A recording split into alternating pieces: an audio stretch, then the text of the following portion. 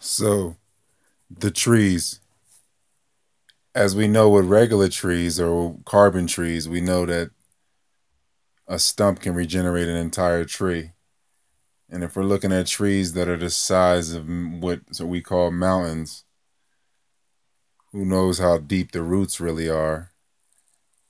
And if the trees have been ground up, and that's what most of the soil consists of, a lot of the ground up trees, then that would mean that the seeds are deep, way deeper than anyone could ever really fathom, probably. And a lot of the seeds are so massive that they probably come off as rocks. And I would go out on a limb to say that they might be of precious stone material, not because of just the petrified forest example, but I feel like that a tree came down and the stones within the tree, the core of the tree maybe, was what was used to cut other trees down. That's just speculation. That's just what I see in my eye, that the cores of the tree were probably just like when you use a diamond to cut glass or whatever, like a diamond cut, you have to use a diamond that is sharper than another stone. You cut it with a diamond. I feel as though that was probably the case. And it's just a funny thing with precious jewels and precious stones and the word jewel, if you want to go into the word jewel.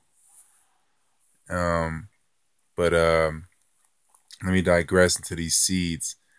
Anyway, the trees themselves could regenerate if the atmosphere changes. And as you know, when you push your lungs out, you change the atmosphere.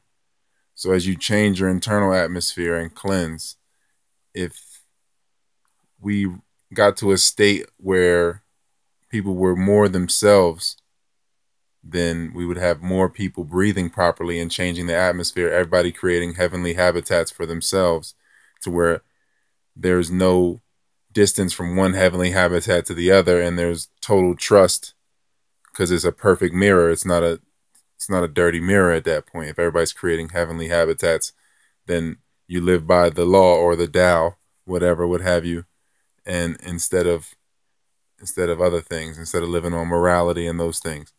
So you got to think of it like that the atmosphere changes with the changes in humanity. I mean, it's obvious. And if you look at it like a finite thing or a closed circuit, similar to the body, because what we're looking through is what we're looking at the same time. So the earth is a reflection of the body, because everything is a reflection of itself.